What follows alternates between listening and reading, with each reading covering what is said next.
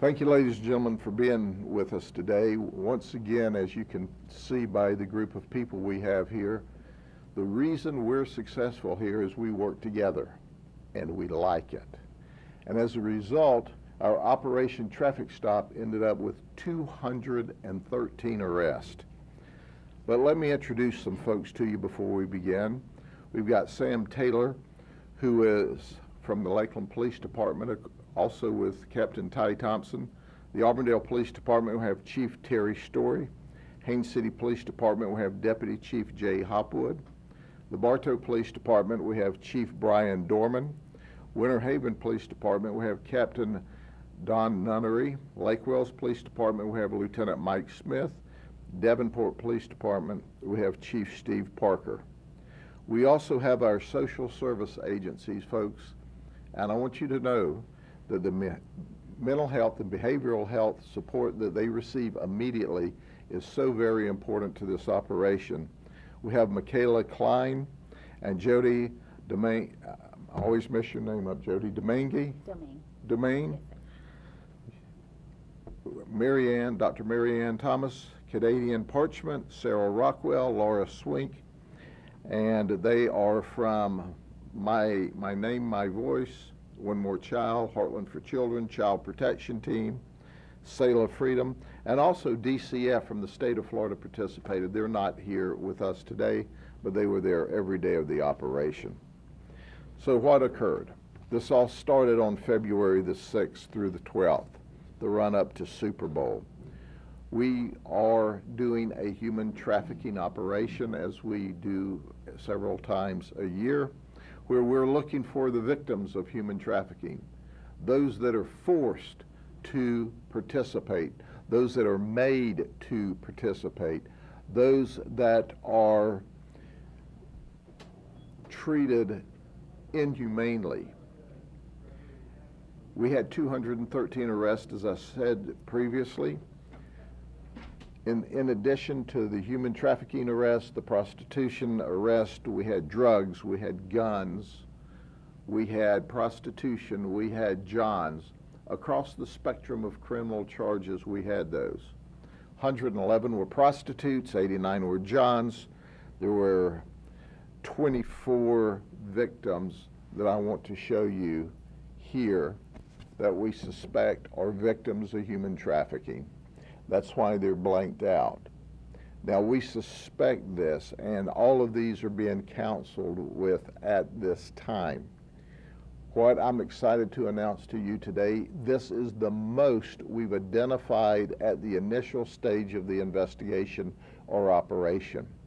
As you know, the human trafficking victim is a very difficult victim to work with because they're scared. They're certainly more scared of their pimp, of their trafficker, than they are of law enforcement. But this time, these ladies and their team of counselors did and continue to do remarkable work. They'll talk more about that later. But if you look, we've got a color code here. Because of our human trafficking victims, 14 of these females are illegally in this country. Did you hear that? Did you hear clearly what I said? 14 of them are here illegally in the country. To me, the bombshell is 13 of them are Cuban, one is Mexican. All of them came to us through the southern border. So I want you to focus for just a second as I speak, that we hear the political 30-second bites about, oh, the border's porous. No, it's not. The border is secure. No, it's not. There's really not a crisis at the border. Yes, there's a crisis at the border. Wake up. Somebody in Washington with more than 5 brain cells needs to listen to this. Well, maybe asking them to have 5 brain cells too many. Let's shoot for 3 brain cells. But the reality is, this is what we found. These ladies all arrived within the last 2 years.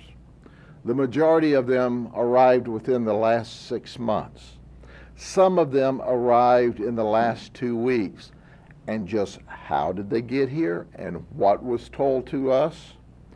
that they were paying off their transportation debt, that they were being smuggled into the United States to have sex, that their family at home was being threatened if they didn't come here and do what they were supposed to and pay off the debts.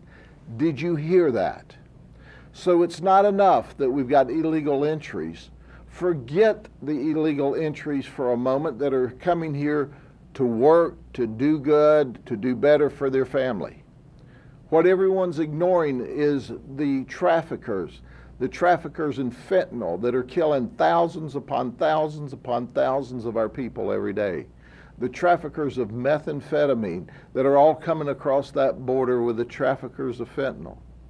That these human traffickers are forcing ladies across this border to commit sex so they can indenture them.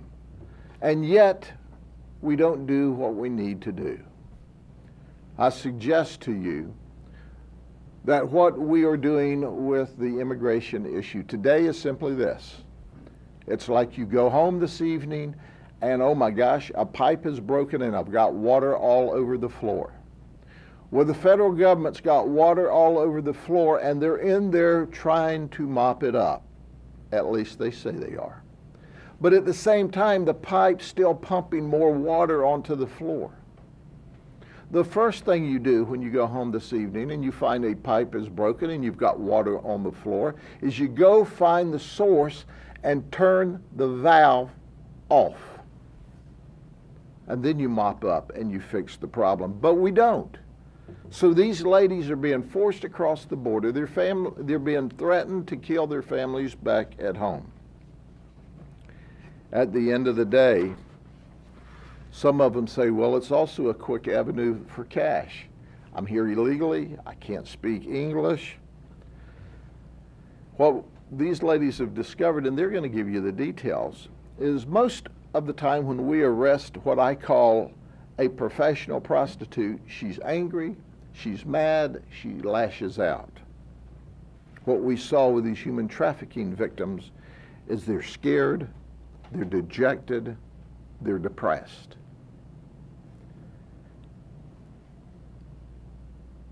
The Cubans said they came here through Nicaragua. They had to make their way through Honduras, Guatemala, all the way through Mexico to the United States border. So how do you traverse all of that area? Coyotes, smugglers. They identify them and say, here, you're coming, we'll get you there, and you're paying. And these ladies were paying a ridiculous, horrible price. So at the end of the day, we arrested also 4 previous prostitutes that we had arrested before in previous operations, and 1 John. One arrest was not enough for him here or for the 4 ladies, and we arrested them again. So some of these pictures are up here for a second time. 2 of our Johns showed up with concealed firearms. 22 of these folks were on public assistance.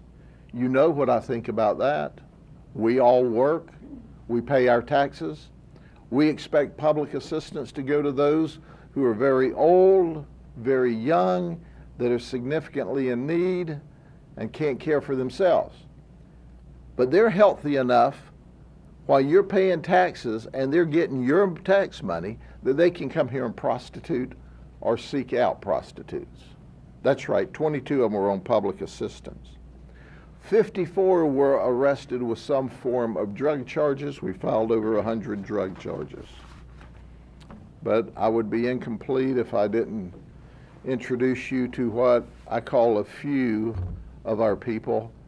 This color of these work histories and jobs and professional positions are always interesting. And where would we be with a human trafficking operation without an elected official? That's right, this guy comes from the San Diego area of California. He was supposedly here helping his mom and dad, and hey, he had a few minutes, So he decided he would come here and engage in sex. He solicited sex for $200. He's on the governing board of the Del Mar Union Public School District. Now, don't you want this guy making decisions for your children?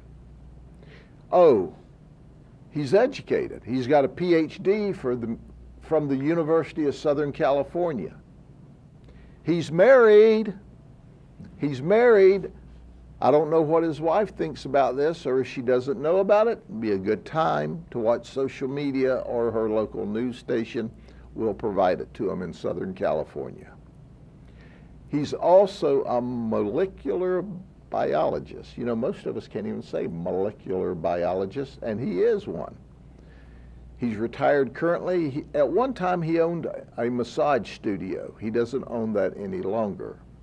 Today, he's got a new title, jailbird in Polk County. This guy knows better.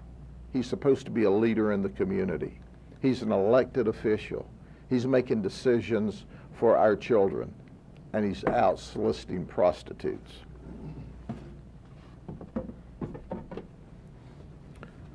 Then there's Christopher Patassi from Lakeland.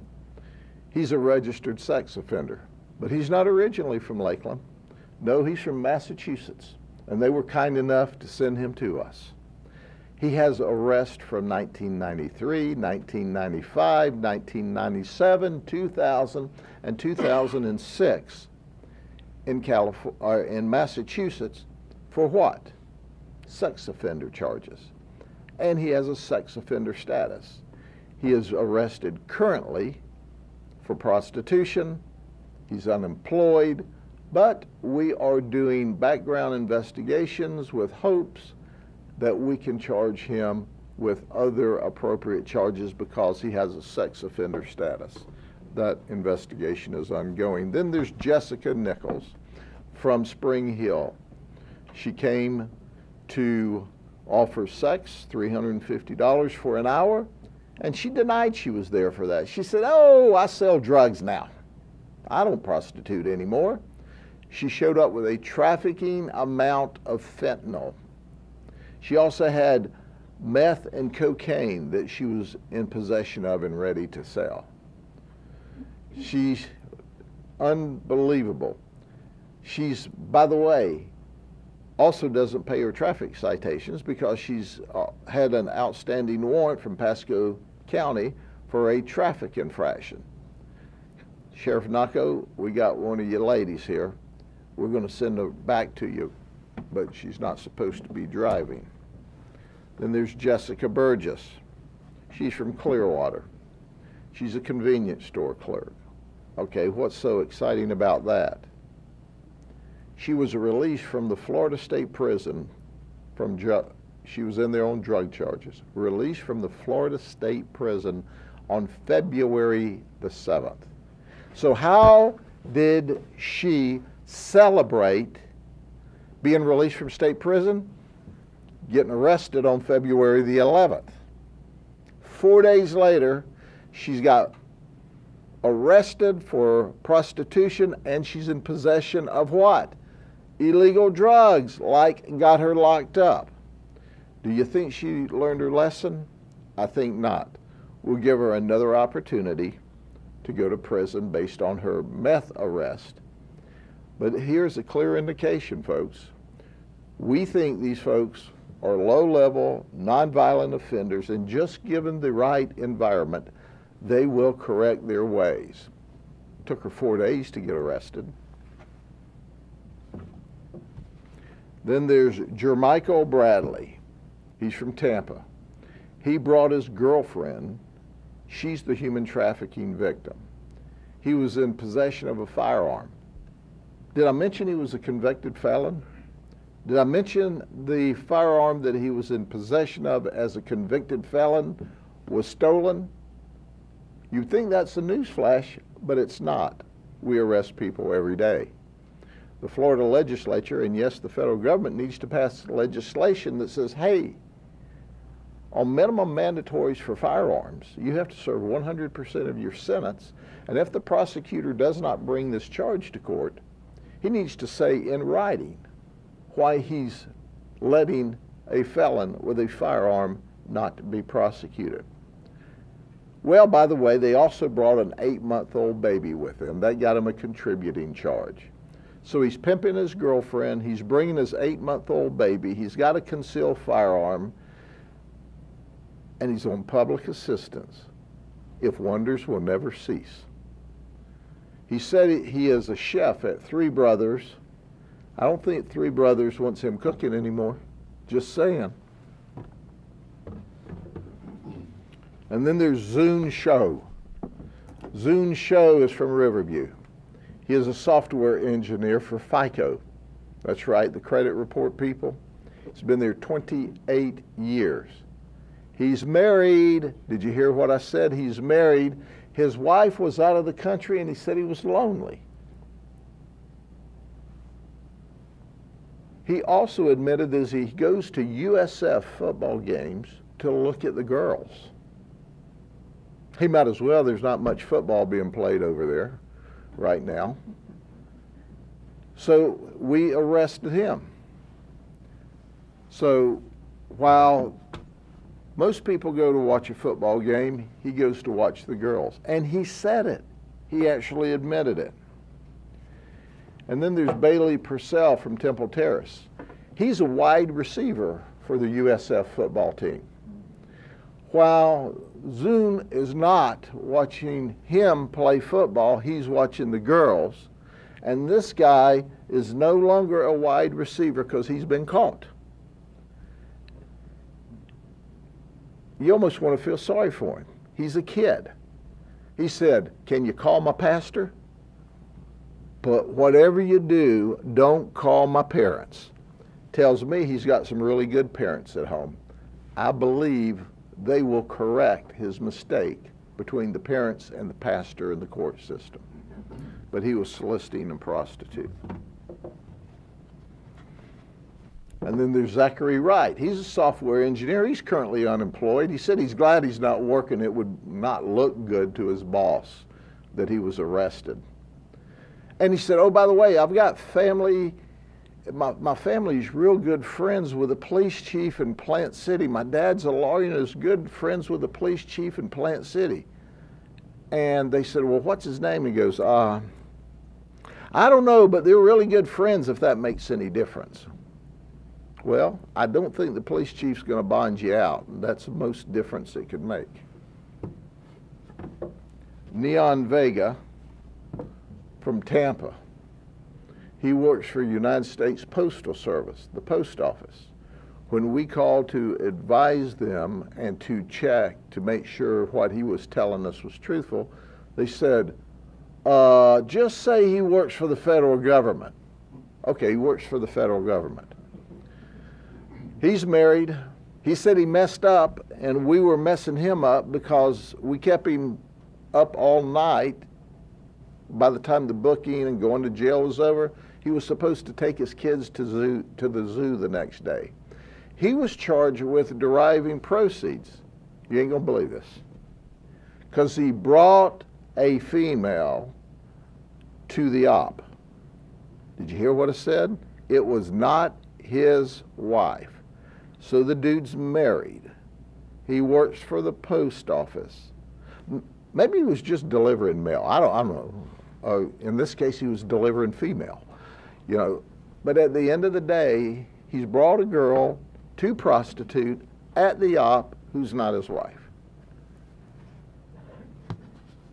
This guy's just a nut. And then there's Craig Van Elsen from Brandon. He's been with UPS for 28 years. He's married, and he left his wife so that he could come over here and get himself in trouble. This operation could not have been possible without our colleagues from the police departments. I'm just telling you right now, it was a massive operation. And I've asked our chiefs if they wanted to speak, and Chief Sam Taylor said that he would speak on behalf of the police chiefs. Chief, come on up. Thank you, Sheriff. The sheriff calls occasionally and wants to do these operations, and I can tell you that Lakeland Police Department will always say yes. We are proud and honored of the leadership that the sheriff shows in this regard, and he's always leading from the front. He never asks us to provide, manpower and resources that he doesn't double that typically. So on behalf of the men and women of the Lakeland Police Department, we are grateful and honored to be asked to participate in this. And all the police chiefs up here, I think I speak on their behalf, is that this is a joint operation. This is a county-wide operation, and it moves all over the county. Sometimes it's in the east side of the county, sometimes it's in Lakeland, and it gets moved all over. But these things have happened in the past. These operations have happened in the past. I anticipate they will happen in the future. Apparently the word is not getting out, but the word needs to get out. This is not something that you want to bring to Polk County. And we're going to continue to hammer that home until the message does get out. But again, I want to thank the sheriff for his leadership and all the resources that he provides and his attention to this human trafficking issue. And that's really what it boils down to. It's not about putting these low level, as the sheriff calls them, misdemeanor crimes. These folks are dangerous. Some of these folks bring guns, and the human trafficking aspect is what's important, and that's why some of these ladies are up here, and they're going to talk to you about that in a second. And that's the gist of trying to identify and help these ladies, and that's the most important thing. So again, thank you for allowing the sheriff to participate, and we will look forward to working with you in the future. So thank you. Hello, my name is Jody Domingue. I'm the Executive Director of Anti-Trafficking for One More Child. One More Child is an organization that last year impacted over 400,000 children and families by focusing on foster children, hungry children, single moms, struggling families, and trafficked children and adults. We provide anti-trafficking services in 21 counties throughout the state of Florida, but also North Carolina and Tennessee. And we've had the opportunity of partnering with the Sheriff's Office on these operations since 2014. In this operation, we were able to meet with 86 individuals who could be current or former victims of human trafficking or sexual exploitation. And as the sheriff mentioned, many of these victims this time are from different countries, which is an extra layer of vulnerability because they do not speak our language. So we are able to meet with them and provide services immediately, Spanish-speaking services and other translated services when necessary. And these services include advocacy, access to necessary resources, mentorship, and specialized mental health counseling. Now, not every individual of those 86 are able to be identified as a victim now or former victim, but what we do know is that nobody grows up dreaming of a life where their bodies are being sold for profit. The men and women who are walking through those doors have histories of being trafficked, abused, and exploited. And One More Child offers critical services to begin the healing process and to also provide opportunities that end the cycles of sexual exploitation. Every time the sheriff does these operations, more and more individuals are arrested, and it's honestly shocking that we're not learning what trafficking looks like in this community.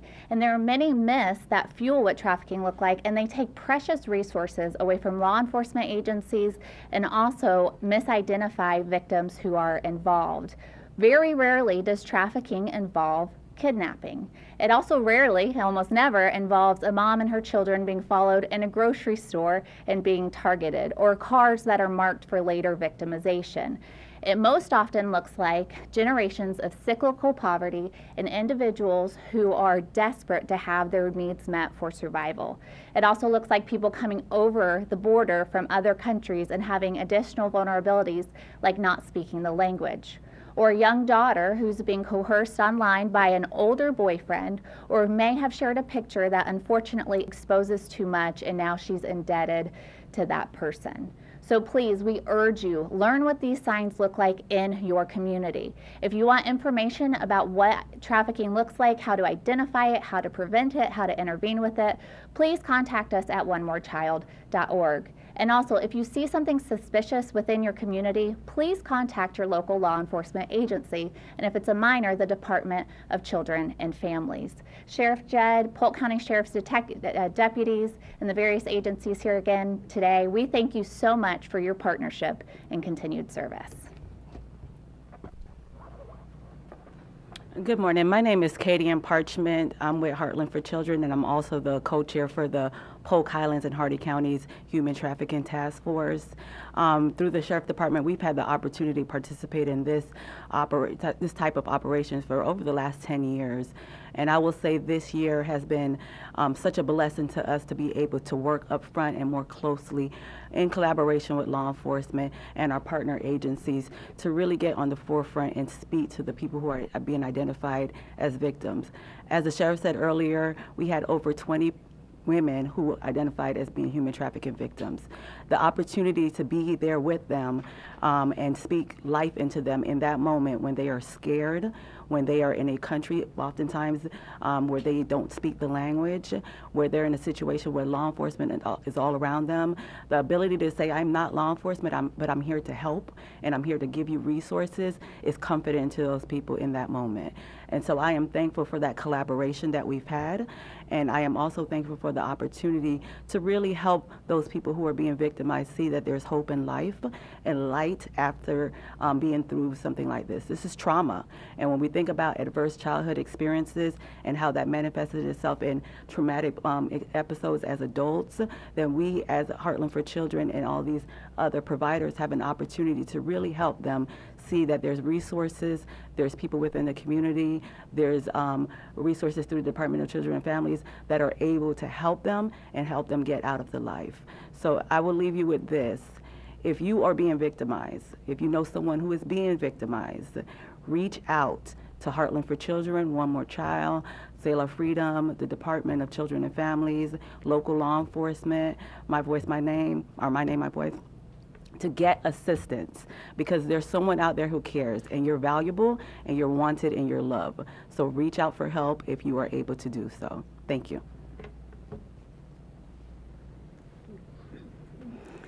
Good morning. My name is Mary Ann Thomas. I am the founder and CEO of My Name, My Voice. We are a collective of lived experience experts who provide training from everything from HT 101 to ongoing programmatic experiences. And so I have been honored to work alongside Sheriff Judd, and I have to say this has been an amazing experience. What I have seen in this operation is really a coming together. I am thankful for all of the police departments represented, and I saw from every step of the way when people were arrested all the way through their affidavit, all the way through the book-in process, people were using, all of the detectives and officers and deputies were using trauma-informed approach and treating people with humanity. And it was a beautiful thing to see that even while they were committing heinous crimes, they were still being treated well. I have been honored to work alongside this department for quite some time now. And what I also saw is, while it is shocking and a shame that there were people there who did not speak the language, there were also people every step of the way who could interact with them, who did speak the language, who were bilingual, from the Sheriff's Department, the Police Department, and the service providers, so that they were able to feel heard in that moment. And that was also what we really do need. It is a collaboration. It is a collective of voices. Not any one of us can do this work alone because it is so hard. I am thankful to be a part of this. Every single time the sheriff calls, my answer is yes, and I thank you so much for caring.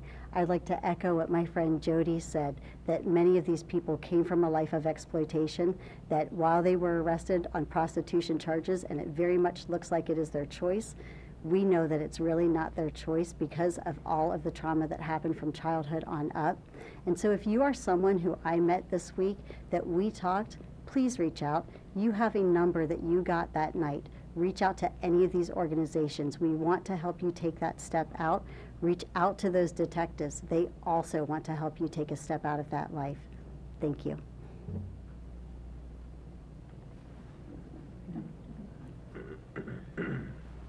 Are there any questions? Sheriff, I want to ask you about the people who are profiting from this. You mentioned 2 guys who brought females along. Did you catch anybody who's actually organizing anything? And how important is it to do that, especially for the women who are being illegally brought in? First off, it's very important that we catch the organizers of this. But this is like doing let me compare it to a street level drug investigation. Okay, we have caught the buyer and the seller. That's what we've done today. But we know the buyer and the seller is only the beginning of the chain. It's not the end of the chain. Now, the follow-up investigation from this point forward is, where did this person come from, and where did that person come from, and who made all this available, and where did they intercept these girls, and then it takes us across the borders.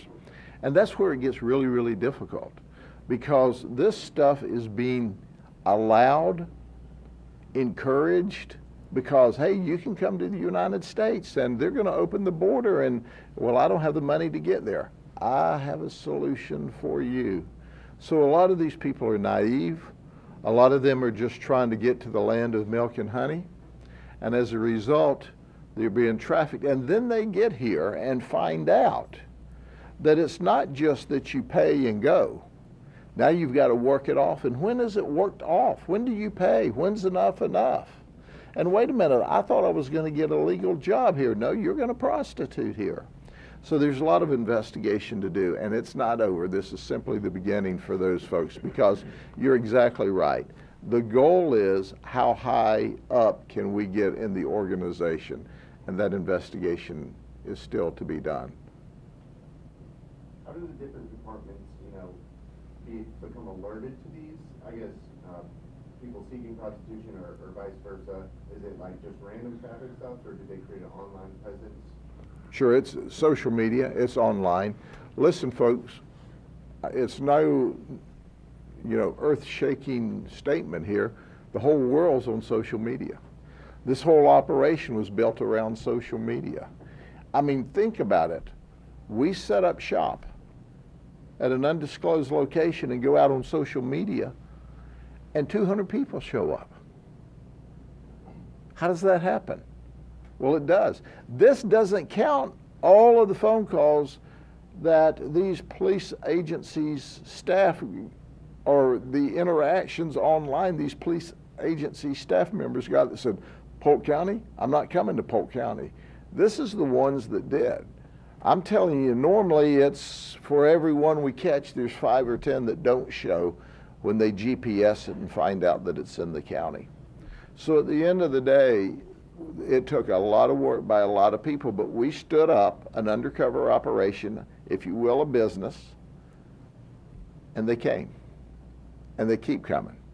And I can tell you, despite all this media today, we could still be running this operation and arrest them tonight, because they're tone deaf.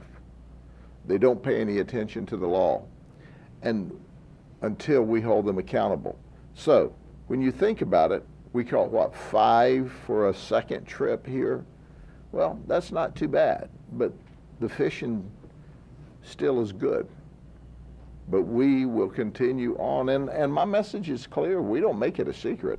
If we didn't get you in this operation, we'll get you in the next operation, because if you come in this county and mess with these police departments or the sheriff's office, and you don't think you're not going to be arrested, you're smoking some funny weed.